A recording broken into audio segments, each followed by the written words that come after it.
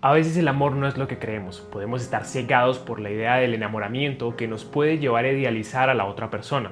Esta es la historia de Juan Pablo Castell, quien asesinó a María Iribarne, la famosa obra literaria conocida como El Túnel. La historia es narrada por Juan Pablo Castell, quien de entrada nos confiesa que ha sido el asesino de María Iribarne y por esta razón se encuentra en la cárcel. En medio de su narración pareciera pedir algún tipo de compasión por parte del lector, pues revelando sus emociones y perspectivas de vida, intenta justificar el atroz crimen. Este pintor argentino tenía una particular perspectiva de vida, bastante oscura y aterradora, pues veía la vida como un túnel en donde el inicio del túnel era el nacimiento y el final la muerte.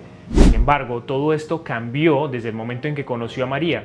Ella fue su destello de esperanza. A María se la encontró en una sala de exposiciones cuando presentaba su cuadro Maternidad.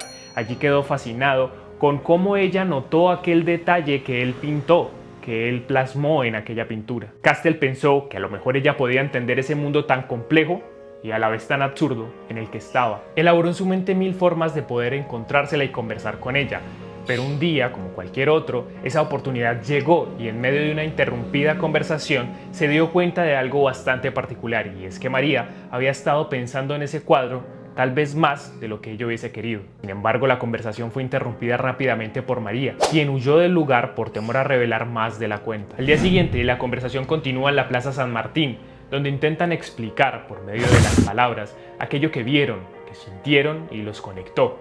Una visión desesperanzadora del mundo. Hasta el momento sabemos poco de María, una joven bastante esquiva con sus emociones, que tiene una sensibilidad bastante sutil, pero que a su vez está casada con un hombre ciego llamado Allende, hecho que despierta las dudas de Juan Pablo Castell y empieza a dudar de sus gestos, mientras que desdibuja aquella primera impresión, una imagen completamente idealizada de una mujer perfecta. Si María era capaz de engañar a un pobre ciego, ¿qué tipo de exclusividad podía tenerle a él? A los pocos días de empezar a frecuentar con Juan Pablo Castell, María decide irse al campo para despejar un poco sus ideas y volver a la ciudad con mayor claridad respecto a sus deseos. Pero la estancia en donde se hospeda es propiedad de un primo de Allende, el famosísimo Hunter. A diferencia del pintor, este era un tipo racional, capaz de dominar sus sentidos. Además, le gustaba mucho hablar de literatura, lo que creaba un ambiente de tensión entre nuestro protagonista principal y Hunter. Tras su estadía en la estancia y su práctica manera de simular, Castell comienza a sospechar que tal vez no es el único de los caprichos de María y que Hunter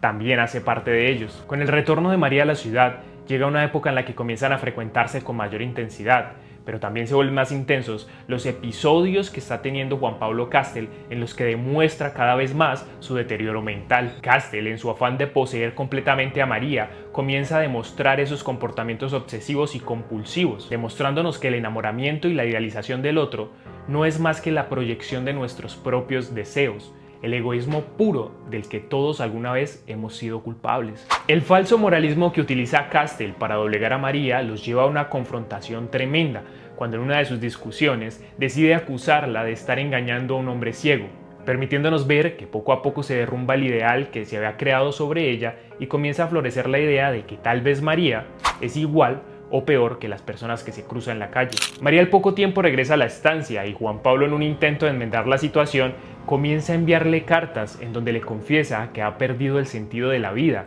y han aumentado sus deseos de morir. Su respuesta no es otra más que invitarlo al campo. Allí el pintor tiene un encuentro un poco desagradable con Hunter, quien nunca terminó por agradarle, pues no solo representaba la rivalidad por la posesión de quien decía amar, sino que representaba todo aquello que él no era. Sin embargo, el encuentro sirve para que María, en medio de un hermoso acantilado, decida abrir las puertas de ese mundo que parecía estar cerrado y comience a hablarle un poco de sus emociones. Fruto del egoísmo que lo gobierna, Castell ignora el hecho, mientras piensan arrojarse al vacío y llevarse consigo a María. Y aunque el terrible pensamiento dura poco, el reflejo del deterioro mental del personaje sirve como presagio del final que ya todos conocemos. Sin pruebas, pero sin dudas del amorío que estaban teniendo Hunter y María, Juan Pablo decide abandonar la estancia con el corazón en la mano. Esa misma noche, presa de la melancolía, decide internarse en un bar, para luego terminar en un taller con la compañía de una prostituta, y al estar con ella distingue un gesto similar al de María,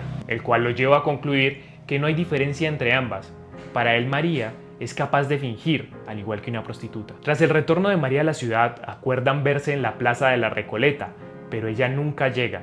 Al llamar a casa de Allende, Juan Pablo descubre que María regresó a la estancia para cuidar de Hunter, quien se había enfermado. Esta acción representa para Juan Pablo el final. No poder poseerla como si un objeto se tratase implica para el pintor una ruptura completa del ideal que se había formado de aquella mujer, aunque la figura ya estaba un poco desdibujada. Juan Pablo llegó de noche a la estancia en un carro prestado y se quedó observando desde el jardín al cuarto de María. Solamente la casa se interponía entre él y sus deseos de libertad, no porque fuera completamente racional y entendiera que si la asesinaba iría a la cárcel, sino porque María era quien apresaba sus emociones, quien lo había sumergido aún más en ese extenso y oscuro túnel.